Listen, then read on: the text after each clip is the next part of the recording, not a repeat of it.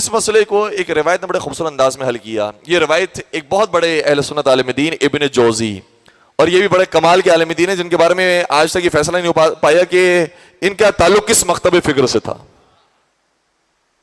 اچھا جب پیدا ہوئے تھے تو ایک خاص گھرانے کے اندر پیدا ہوئے، آج سے ایسے کسی اور طرف مائل ہونے لگے، اور یہ الحمدللہ تمام ہی علماء کرام کے ساتھ ہے، اگر وہ واقعاً علم حاصل کرتے ہیں تو در علم تک بھی پہنچ جاتے ہیں.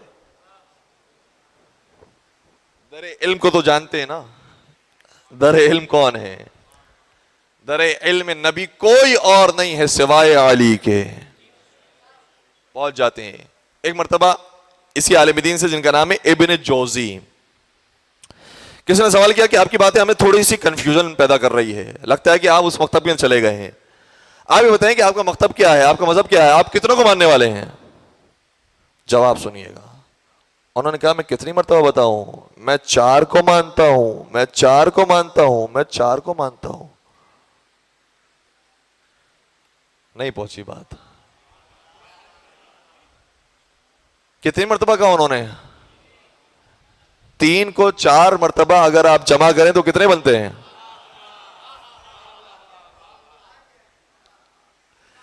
کہ میں کتنی مرتبہ بتاؤں تمہیں کہ میں 4 کو مانتا ہوں، میں 4 کو مانتا ہوں، میں 4 کو مانتا ہوں. دنیا سمجھی کہ یہ 4 کہہ رہے ہیں، انہوں نے سمجھا دیا میں 12 بتا رہا ہوں. اچھا وہاں پر وہ جواب دے کے چلے گئے تھے. ایک اور مقام پر انہیں پکڑ لیا لوگوں نے، کہا کہ آپ لگتا ہے کہ ان کو افضل سمجھتے ہیں اور ان کو مفضول مانتے ہیں. آپ نے نظریہ بتائیے کہ کس کو فضیلت کے آپ قائل ہیں. تو انہوں نے کہا کہ اب انہوں نے عربی زبان میں یہ جملہ ادا کیا ہے، اور یہ عربی ہی زبان کی لطافت ہے کہ اس میں ہی یہ جملہ سمجھ میں آ سکتا ہے. میں کوشش کروں گا کہ اردو میں کسی حد تک اس کو صحیح طریقے سے سمجھا پاؤں، لیکن ہمارے یہاں کچھ خاص ضمائر ہیں، عربی کے اندر کچھ خاص ضمائر ہیں. ہمارے یہاں جو ضمائر استعمال ہوتی ہے اس میں واضح ہو جاتا ہے کہ کون کس شخص کی بات کی جا رہی ہے. انہوں نے کہا کہ میں اس کو افضل مانتا ہوں کہ من کانت بنتہ فی بیتہ، میں ان کو افضل مانتا ہوں کہ جن کے گھر میں ان کی بیٹی آئی ہے.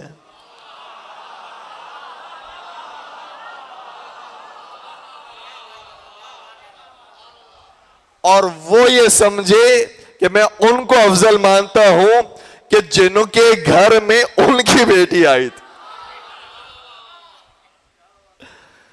تو اس طریقے سے انہوں نے اپنے مذہب کو بار بار چھپایا ہے، بیان نہیں کیا ہے. انہوں نے اپنی کتاب، ابن جوزی نے اپنی کتاب، بہترین کتاب، بہت بڑی کتاب، بہت مفصل کتاب، اس کتاب کا نام ہے المنتظم.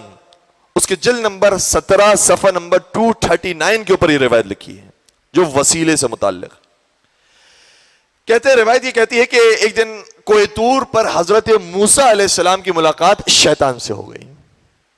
روایت دیکھ کر میں پیش کر رہا ہوں، میرے پاس روایت موجود ہے، اگر کوئی جاننا چاہے تو میرے پاس سے ریفرنس لے لے. میں اس کے کچھ عربی الفاظ بھی آپ کی خبر بیان کروں گا. آج سرچنگ کا دور ہے، گوگل کا دور ہے، آپ ان الفاظ کو سرچ کریں گے، روایت پوری سامنے آ جائے گی. میں نے حوالہ بھی آپ کی خبر بیان کر دیا. حضرت موسیٰ کی کوہ طور پر شیطان سے ملاقات ہوئی. اب دیکھیں یہ نبی خدا کی شان ہوتی ہے، ہر ایک کے لیے کوشش کرتے ہیں کہ وہ رائے ہدایت پر آ جائے، نہیں چاہتے کہ کوئی جہنم میں جلائے جائے.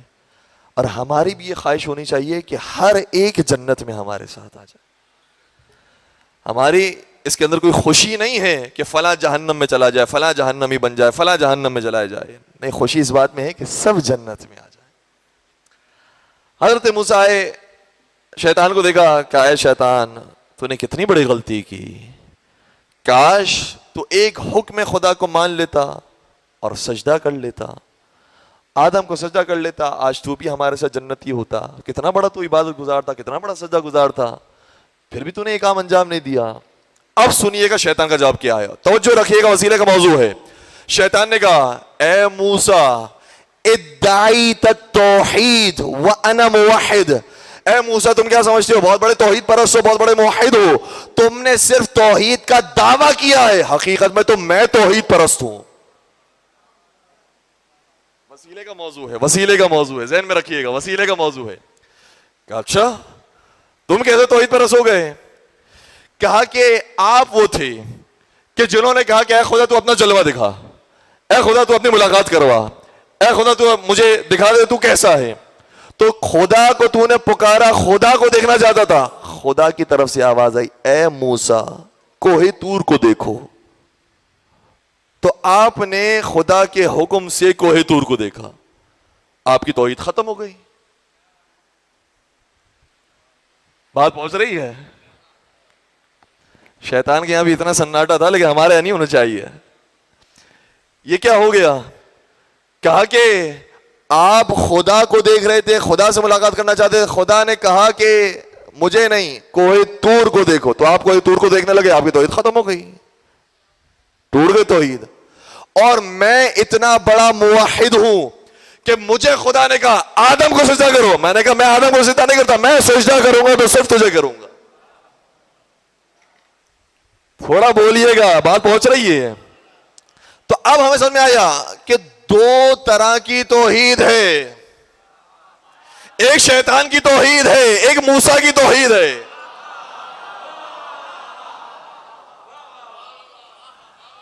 موسیٰ علیہ السلام کی توحید یہ کہتی ہے کہ جو حکم پروردگار ہے ویسے عمل کیا جائے. چاہے اگر حکم پروردگار آ جائے کہ اب مجھے سجدہ نہ کرو, کسی اور کو سجدہ کرو, تو جو حکم پروردگار ہوگا ویسے میں کروں گا. اگر خدا نے کہہ دیا کہ بیت المقدس کو سجدہ کرو, میں بیت المقدس کو سجدہ کروں گا.